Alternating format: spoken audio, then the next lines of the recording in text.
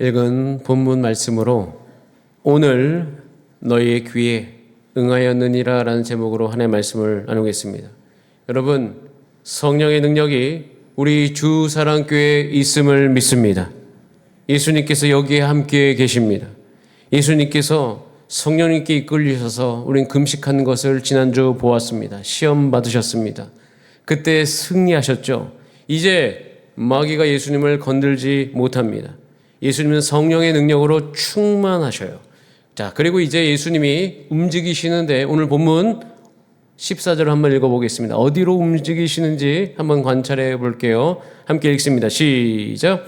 예수께서 성령의 능력으로 갈릴리에 돌아가시니 그 소문이 사방에 퍼졌고, 예수님 어디로 가십니까? 갈릴리로 움직이십니다. 갈릴리는 어디입니까? 갈릴리는 주변부입니다. 정치 종교의 중심이 갈릴리가 아니요 예루살렘이었습니다. 갈릴리는 그 시대 사람들이 덜 중요하게 여기는 곳이었습니다. 놀랍게도 예수님은 사람들이 중심이라고 말하던 곳에서부터 사역하지 않고 주변이라는 곳에서부터 사역을 시작하셨습니다. 여러분, 이 성경을 관찰하는 것은 놀랍게도 우리 가운데 소망을 줍니다. 우리는 대부분 자신이 스스로 작은 자리, 주목받지 않는 자리에서 살아간다고 생각합니다. 그런데 예수님께서 늘 그 자리로 가시는 것이에요. 그리고 말씀하시죠. 내가 있는 곳이 중심이라. 스스로 주변이라고 생각하던 우리에게 정말 은혜인 것이에요. 제가 예전에 경배와 찬양 큰 잔치에 갔을 때 사람들이 정말 많았을 때 이 앞에 단상에 오르고 싶었습니다. 근데 오르지 못해서 속상하고 있었던 그 찰나에 찬양을 듣는데 하나님의 임재가 제 있는 자리까지 느껴졌고 그곳에서 주님을 만났습니다. 그때 주님이 주셨던 말씀, 내가 너와 항상 함께 함이라. 여러분, 성령의 능력으로 충만하신 예수님이 주목받지 못한다고 생각한 여러분의 삶의 현장에 오셨음을 기억하시길 바랍니다. 갈릴리로 가신 거예요. 또 갈릴리는 다양한 사람들이 섞인 곳이죠. 다양한 사람들이 있기 때문에 갈등이 많고 복잡합니다. 여러 민족이 있기 때문에 혼합되고 혼란스럽고 어렵습니다. 그 복잡한 현실 속에 예수님 계신 거예요. 우리 마음속에도 여러 가지 감정들이 있습니다. 말로 다 표현되지 아니하는 염려가 있고 설명하기 힘든 갈등들이 있고 정리되지 않는 마음의 소용돌이가 계속 우리 마음속에 있습니다.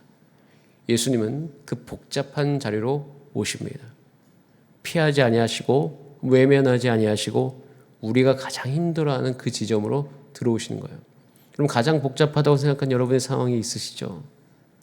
거기에 예수님 오십니다.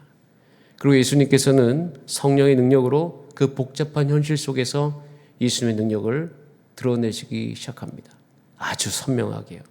예수님의 일하심이 그 복잡한 곳에 선명하게 드러나기 시작하는 거예요.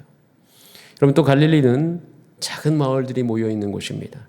큰 건물, 세련된 문화 없습니다. 나사렛 가버나움은요, 조용한 마을이에요. 그 마을 속에 예수님이 여기에 계실까? 네, 거기에 계셔요. 성령의 능력으로 충만하신 예수님은 우리의 세련되지 못하고 아주 작은 그 일상으로 들어오십니다. 예수님의 사역이 큰 도시 예루살렘에서 시작되지 않았으면 정말 놀라운 메시지입니다.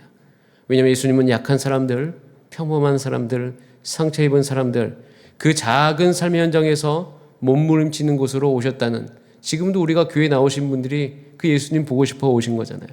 스스로 나는 정말 작고 연약하구나 이렇게 생각하고 있을 찰나에 이 말씀 묵상하고 있으면 예수님이 갈릴리로 가셨듯이 나에게도 오시겠구나라는 생각을 할 수 있는 것이죠. 여러분, 예수님 오늘도 조용한 그 갈릴리, 여러분의 작은 일상으로 오고 계십니다. 그리고 저는 믿습니다.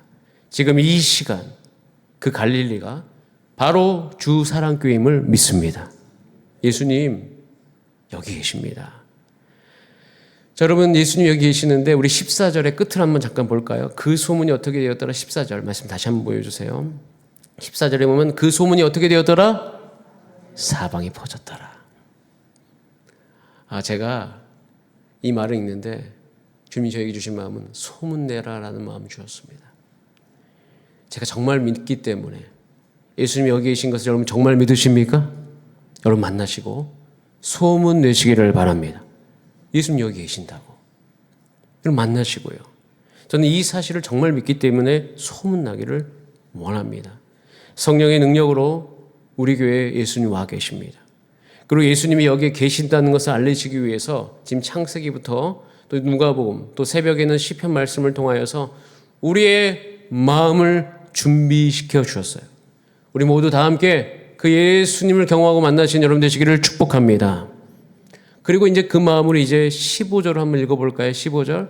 예수님 우리 곁에 와 계시고 경험해야 되는데 15절 시작. 친히 그 여러 회당에서 가르치심에 무사람에게 칭송을 받으시더라. 여기서 주목할 단어가 있어요.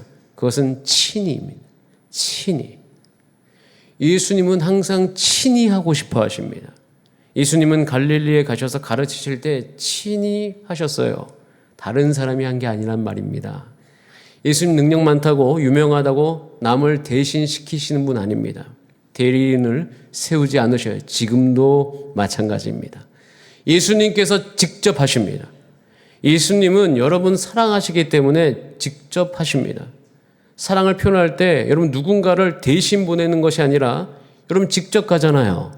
그렇기 때문에 예수님도 친히 오시는 거예요. 오늘도 여러분에게 직접 오시고 계심을 기억하시길 바랍니다.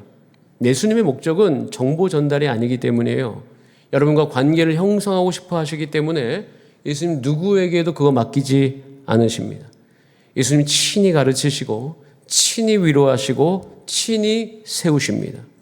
여러분 지금 모두가 다 그 예수님의 친밀한 임재 가운데 있음을 기억하시길 바랍니다. 여러분의 기도의 자리마다, 여러분의 가정마다, 여러분의 직장과 사업 그 일상 속에서 예수님 직접 찾아오셔서 직접 말씀하시고 직접 붙으시고 직접 세우시는 거예요. 자, 이때 15절을 다시 한번 읽어보겠습니다. 친히 그 여러 회당에서 가르치심에 무사람에게 어떻게 되더라? 네, 친히 가르칠 때에 친히 하시기 때문이에요. 직접 하시니까 칭송을 받으시는 것과 연결이 되어 있는데 이 칭송을 받으시는 건 뭐냐면 하나님께 나타나는 영광이 예수님께 나타나기 시작했다는 것이에요. 친히 하시니까 하나님의 영광이 예수님 모습 속에서 분명히 보였어요. 이유는 예수님이 창세 때부터 하나님과 함께 계셨기 때문에 삼위일체로서. 그래서 저는 이 말을 믿어서 여러분에게 전달합니다. 친히 임하신 예수님, 여기에도 하나님의 영광이 저는 드러날 것을 믿습니다. 이유는 친히 하시기 때문이에요. 우리 장로님들에게 예수님은 직접 일하십니다. 권사님들 가운데 예수님 직접 일하십니다. 우리 모든 집사님과 성도님 가운데 예수님 직접 일하십니다. 일하시기 때문에 그 영광이 그대로 나타나기 시작하는 거예요. 그래서 그것에 반응하면서 우리 청년들도 마찬가지예요. 청년들도 여러분의 인생에 소망이 있다면 그 예수님을 만나는 것이에요. 전 청소년들을 위해 기도할 때마다 깊이 기도합니다. 주여 우리 청소년들이 예수님 만나게 하여 주옵소서. 우리는 그들이 가지고 있는 기질 그리고 그들이 가지고 있는 능력 이것으로 그들이 어떻게 될 거라고 생각하죠? 아니요. 그러지 않습니다. 예수님 만나면 완전히 달라지기 시작합니다. 주님을 깊이 만나는 자들, 그분의 임재 앞에 무릎 꿇는 자들, 예수님의 뜻을 따르는 그 한 사람을 통하여서 지금도 그 칭송을 받으신 예수 그리스도의 영광, 하나님의 영광이 선명하게 드러나는 것이에요. 선명하기 때문에 주님을 만난 사람들의 일상에는 방향이 또렷합니다. 여러분 저를 만날 때마다 느끼실 거예요. 저의 방향이 얼마나 또렷한지를. 그리고 그 예수님 만난 사람은 영혼이 깨어나는 것을 볼 수 있습니다. 그리고 그 삶 자체가 하나님의 영광을 비추는 통로가 될 것이에요. 자, 그래서 우리는 그 말, 여러분 시편 2편 8절 말씀을 잠깐 읽어보는데요. 시편 2편 8절 말씀을 읽어보는 이유가 여러분 시편을 우리가 묵상하고 있잖아요. 시편에는 이 150편이라는 방대한 이 양 안에 그것을 받추고 있는 두 기둥이 있어요. 그건 시편 1편과 시편 2편이에요. 묵상하는 삶과 그 안에서 그 묵상하는 삶을 통하여서 이방 나라를 하나님께 돌려가는 것인데, 자, 우리 2편 8절 말씀 한번 같이 읽어볼까요? 시작. 내게 구하라. 내가 이방 나라를 내 유업으로 주리니 내 소유가 땅 끝까지 이르리로다. 여러분에게 말씀하십니다. 내게 구하라. 이방 나라 너의 유업으로 줄 것이다. 이것이 칭송을 받으시는 것과 어떻게 연결되어 있냐면, 여러분, 이방 나라라는 것은 하나님의 주권이 임하지 않은 영역입니다. 여러분의 재정, 여러분의 시간, 여러분의 육체, 여러분의 감정, 그것 또한 이방 나라일 수 있음을 기억하세요. 여러분 것이라고 생각하지만 여러분 그 안에 있는, 우리가 신앙생활할 때 내가 티켓 얻는 것 정도로 우리가 신앙생활하는 경우가 있어요. 예수 믿고 천국 가는 티켓 얻었으면 내가 가지고 있는 재정, 시간, 육체, 감정의 영역은 하나님의 주권이 임하지 않아도 괜찮다라는 생각이 우리 안에 은연중에 있습니다. 근데 여러분, 이 말을 읽고 하나님의 영광이 우리 가운데 나타나기를 원하는 자들은 다른 소망을 하나 갖고 있어요. 그것은 나의 재정과 나의 시간과 나의 육체와 나의 감정조차도 하나님의 나라 되기를 원한다. 그래서 저는 구했습니다. 나의 재정이 이방 나라가 아니요 하나님 것 되게 하여 주옵소서. 나의 시간이 하나님 것 되게 하여 주옵소서. 내 육체도 하나님 것입니다. 내 육체가 하나님의 것이니까 내가 내 마음대로 내 육체를 방치하지 않습니다. 내가 내 마음대로 육체를 먹고 싶은 거 먹고 자고 싶은 거 자고 그러지 않습니다. 하나님의 주권 안에 있어요. 여러분, 모든 여러분의 육체와 여러분의 모든 것이 하나님의 것 될 줄 믿습니다. 성령의 능력으로 하나님의 영광이 드러나게 될 것이에요. 왜냐하면 이 성령이 충만하신 예수님이 친히 찾아오고 계시기 때문입니다. 자, 이제 이런 상황이에요. 예수님이 오셨고, 자, 우리는 예수님이 친히 하시고, 그리고 우리 가운데 깊이 다가오고 계시고, 더 나아가서는 우리 모든 영역 안에 주인이 되고 싶어 하십니다. 자, 그렇다면 여기서 이제 한 가지 중요한 것이 있어요. 이제 우리가 선택해야 될 것이 있습니다. 지금 이미 이렇게 주님 내 주변부도 오시고 친히 오시고 이제 영광을 드러내시려고 하는데, 자, 이때 우리가 예수님을 어떻게 맞이하느냐에 따라서 하나님의 영광이 우리 삶에 응할지 그러지 못할지가 결정됩니다. 매우 중요한 이야기죠. 자, 그 이유를 우리는 살펴봐야 되는데, 자, 16절 말씀 같이 한번 읽어볼까요? 16절 시작. 오늘 본문 16절입니다. 이거 말고 시작. 예수께서 그 자라나신 곳 나사렛에 이르사 안식일에 늘 하시던 대로 회당에 들어가서 성경을 읽으려고 서심해. 예수님이 어떻게 움직이십니까? 늘 하던 대로. 나사렛에 이르사 회당에 들어가셨는데 이게 늘 하던 대로의 모습이었어요. 즉 예수님의 습관이었다는 겁니다. 예수님의 습관으로 회당에 들어갔는데, 여러분, 이게 그냥 지나갈 일이 아니에요. 예수님 습관대로 회당 들어갔겠구나. 여러분, 요한복음을 읽어보면 요한복음에 예수님이 성전에 들어갔을 때, 예루살렘에 있는 성전, 거기에 들어갔을 때는 예수님을 무식한 자로 폄하했습니다. 여기서 우리는 이 16절을 향하여서 한 가지 질문을 던져야 됩니다. 지금 나사렛에 있는 회당이 들어간 거잖아요.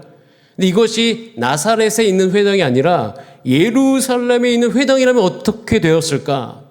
아마 예수님이 거기에 습관대로 들어가지 못할 수 있습니다. 왜냐하면 사람들이 거기에 오는 것을 거부했기 때문이에요. 즉 예수님이 늘 하시던 대로 회당에 들어갈 수 있었던 이유는 나사렛이기 때문에 가능한 것이었어요. 갈릴리 사람들, 나사렛 사람들은 예수님이 회당에 오시는 것을 환영했습니다. 환영했다는 것이 조금 그러면 막지는 않으셨어요. 그러기 때문에 예수님은 늘 하시던 대로 17절 가셔서 뭐 하셨냐면 선지자 이사야의 글을 드리거늘 책을 펴서 읽기 시작하셨어요. 늘 하던 대로 그곳에 가셨기 때문에 예수님은 말씀을 전할 기회를 얻으셨고 그 말씀이 드디어 그들의 귀에 응하기 시작했던 것입니다. 여러분, 전 여러분들의 인생, 여러분의 삶, 여러분의 일상이 바로 이 4장 16절과 17절의 일들이 다시 여러분의 삶 가운데 재현되기를 소망합니다. 여러분, 예루살렘에 있는 회당처럼 예수님 오시지 마세요, 이러지 마세요. 나사렛 사람들은 예수님의 습관, 말씀하시는 습관, 이것이 그대로 이루어질 수 있도록 허용하기 시작했습니다. 그렇기 때문에 늘 하시던 대로 여러분, 예수님이 지금도 말씀하시는데 그 말씀이 여러분 가운데 오늘 들리게 되기를 원해요. 여러분이 말씀을 펴실 때, 새벽 예배 나오실 때, 기도를 시작할 때, 그때 예수님이 찾아오시기 시작하는 거예요.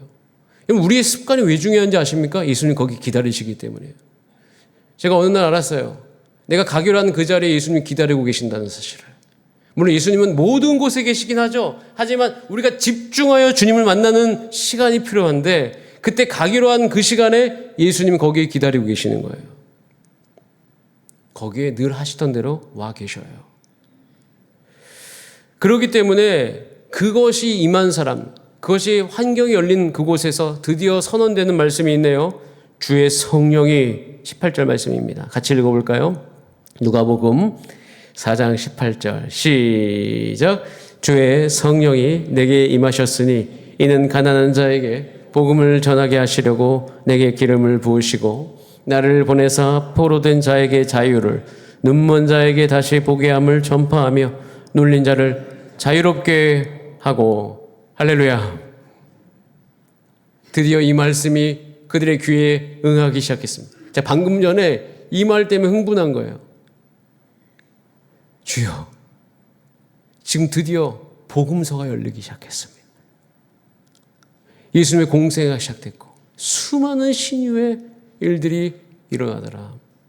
포로된 자에게 자유, 눈먼 자에게 다시 보게 함, 눌린 자를 자유롭게 하는 그 일들.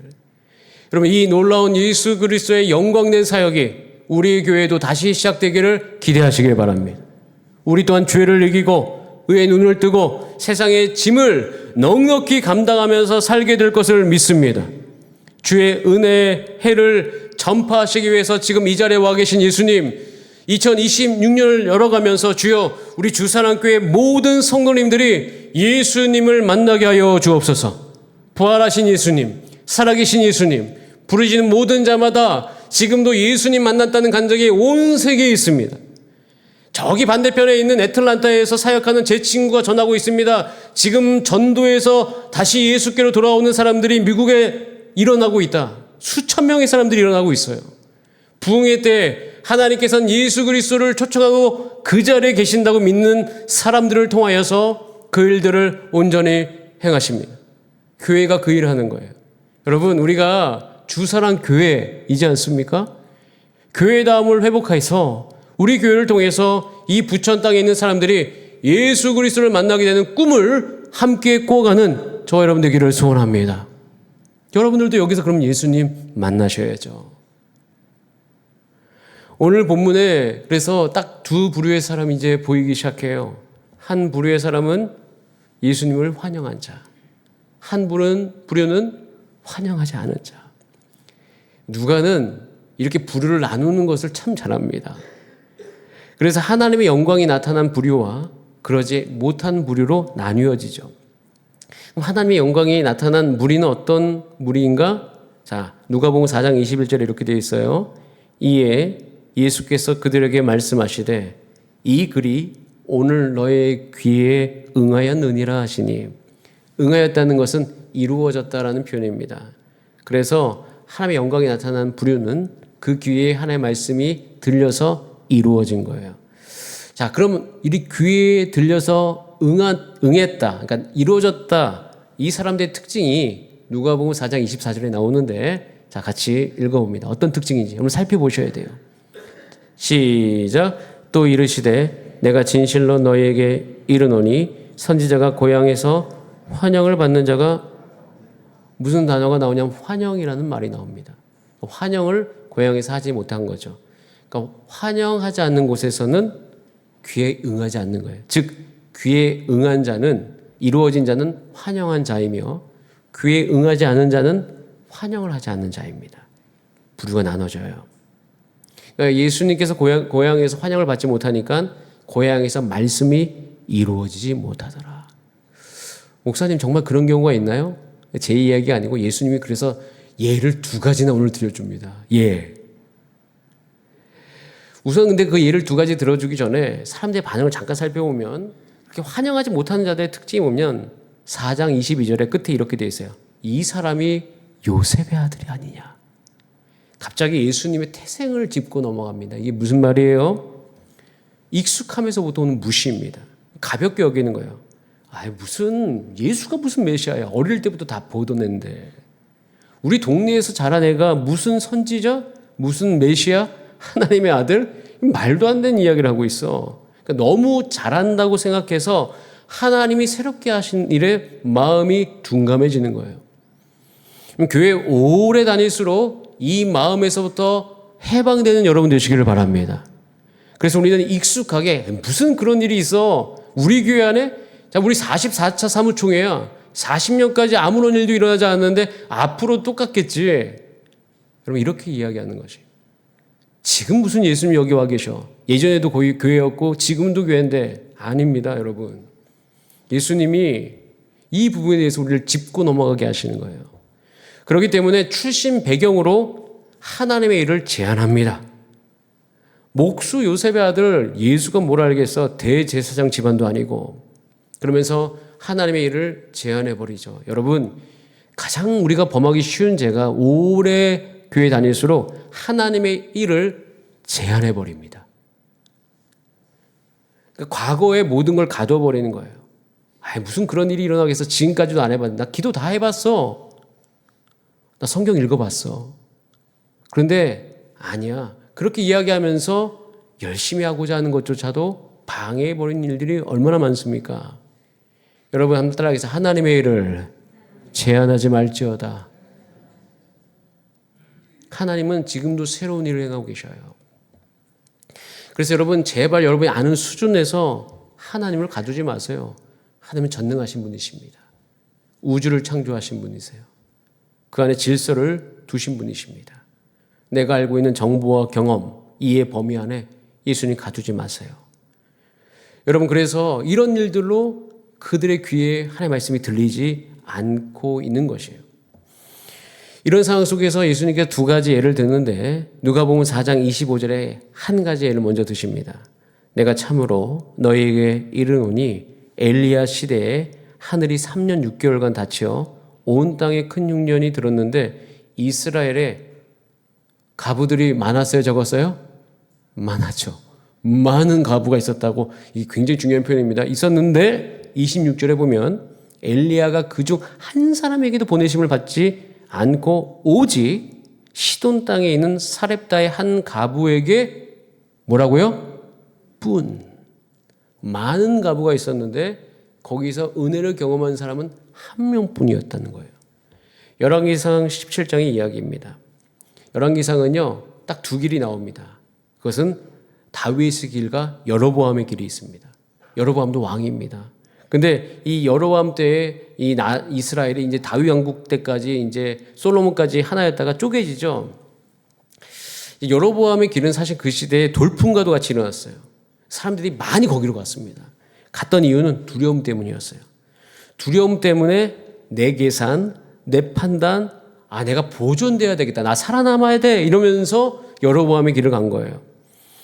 그런데 이것이 왜 시작되었냐면 여로보암의 두려움 때문인데 열왕기상 12장 27절에 여로보암의 두려움이 나옵니다. 그것은 뭐냐면 이제 왕이 되면서 쪼개졌잖아요. 그런데 남유다의 사람이 남아 있습니다. 거기 왕은 르호보암입니다.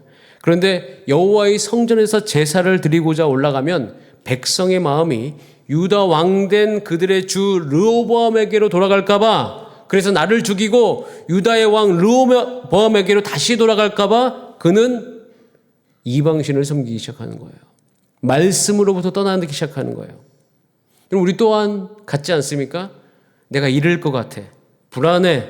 내가 손해볼 것 같아. 그러면서 두려움이 말씀보다 앞서면 언제나 우리의 마음은 여로보암의 길로 가고 있는 것이에요. 그래서 바알을 의지합니다. 왜 바알을 의지하냐면, 그럼 그때 당시에 뭐가 많아야지 왕의 지지율이 높아질까요? 식량이 많아야죠. 농사가 잘 돼야 됩니다. 여로보암이 수소문했겠죠. 빠른 시간 안에 이 농사를 잘 되게 하는 법이 뭐야? 그러니까 사람들이 갖고 오겠죠. 과거에 있었던 일들. 이 지역에는 바알신을 섬겼어요. 그래서 이 바알에게 이렇게 해야 됩니다. 바알이 비를 내린다는 거예요. 그 말 듣고 바알의 길을 간 거죠. 그때 하나님이 엘리야를 준비해서 이 비의 문제를 다루어 가시는 거예요. 이 두려움의 시대, 말씀을 떠난 시대에 하나님께서 엘리야를 준비하셔서 엘리야가 이런 기도해요. 주여, 내가 기도하기 전에 비가 오지 않게 하소서. 정말 놀라운 기도입니다. 배짱으로, 믿음으로. 그래 놀랍게도 이곳에 하나님 응답하시죠.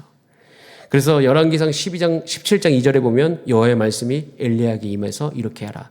그런 가운데 말씀을 다 떠났는데 그때 열왕기상 17장 8절 9절에 여호와의 말씀이 임해서 9절에 보면 너는 일어나 시돈에 속한 사르밧에 가서 거기 머물라. 내가 그곳 가부에게 내게 음식을 주게 하리라. 라고 이야기하면서 많은 가부가 있었는데 그 한 가부에게 찾아가라고 합니다. 그리고 은혜 받으라고 하죠. 여러분 이것을 상상해 보세요. 많은 성도가 있는데 한 명에게 갔어요. 자, 또 하나의 이야기가 나오죠. 누가복음 4장 27절에 이스라엘에 많은 남용 환자가 있었는데 한 명도 구원받지 못하고 오히려 그 이방 사람이었던 수리아 사람 나아만, 그 사람만 구원받습니다. 왜 그래요? 열왕기하 5장 3절에 보면 하나님의 말씀이 그의 귀에 들립니다. 종에 의해서 장군님, 지금 저희 사마리아에 계신 저희 선지자가 한 명이 있는데 한번 가보세요. 나병 고쳐질 수 있어요. 들려서 열왕기하 5장 14절에 보면 나만이 이에 하나님의 사람의 말대로 움직이기 시작합니다. 들었고 움직였고 역사 그의 삶 가운데 일어나는 거예요. 그래서 나아만 뿐인 거예요. 여러분 우리 주사랑교회 성도님들을 제가 이제 사무총회 준비하면서 정회원 명단을 기록하고 있습니다. 작년 정회원 명단이 175명이었습니다. 올해는 200명이 넘을 거라고 예상되어집니다. 제가 그분의 이름 한 분 한 분 이름 쓰면서 오늘 설교 준비하면서 기도했어요. 하나님, 이 시대에 많은 사람들이 있습니다. 그 중에 하나님의 말씀을 듣고 움직이고 반응한 사람들을 통해서 하나님의 역사가 일어나게 하여 주옵소서. 누구누구 뿐이었다. 그 가로 안에 우리 성도님의 이름이 기록되게 하여 주옵소서. 기도합니다. 여러분 혈통이 아니죠. 나사렛 출신 그게 아니죠. 말씀을 듣는 자, 환영한 자, 반응한 자에게 하나님 나라가 열린다는 것을 말하고 있는 거예요. 자, 이렇게 이야기하자 회당에 이제 있었던 사람들, 그래도 나사렛이기 때문에 그래도 예수님의 말씀을 들었던 사람들조차 자, 반응이 이런데 한번 잠깐 반응 살펴보겠습니다. 누가복음 4장 28절. 누가복음 4장 28절 말씀 같이 한번 읽어보겠습니다. 좀 천천히 나올 텐데 시작. 회당에 있는 자들이 이것을 듣고 이거 듣고 어떻게 됐다고요? 화났다고요. 왜 화났을까요? 지금 이스라엘에 와서 지금 이스라엘 땅에서 우리 은혜 받는다는 이야기 해야 되는데 아니 너희들은 은혜 하나도 못 받고 예전에 과거에 보면 이방 사람들이 다 은혜 받았잖아. 이 이야기하고 있으니까 화가 난 거예요. 여러분 우리는 화내지 맙시다. 오히려 이 말 듣고 자기 자신을 겸손하게 되돌아봐야 되죠. 왜 과거에 우리 조상들은 그런 일들을 범했을까? 나는 어디에 있는 자인가 이렇게 생각해야죠. 여러분 지금도 성령의 능력으로 친히 오시는 예수님을 환영한 자에게 하나님의 영광이 반드시 나타나는 줄 믿습니다.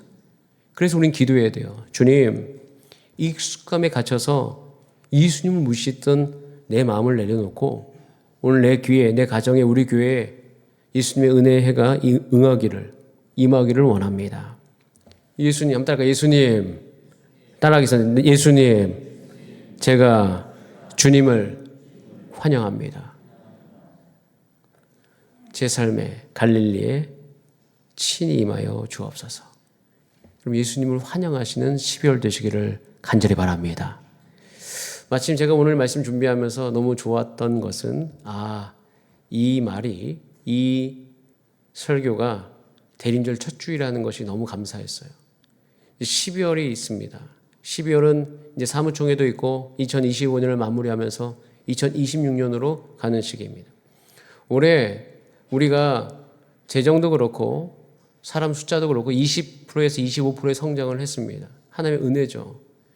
2026년을 준비하면서 순간 저에게 두려움이 한번 찾아온 적이 있습니다. 그것은 뭐냐면 2025년보다 더 나아야 된다는 그런 압박인 것이죠. 근데 예수님께서 말씀하셨어요. 계산하지 말라. 집중하라. 내가 여기 함께한다. 예수님의 생명력이 나타나기를 기대하라 말씀하십니다. 여러분 지금 이곳에 예수님이 계심을 믿으시길 바랍니다. 그리고 예수님을 만나기 위해 여러분 오세요. 오셔서 말씀 보세요. 기도하세요. 여러분의 삶의 문제를 주 앞에 아뢰세요. 예수님께서 여러분의 모든 삶의 문제를 해결해 주실 것을 믿습니다.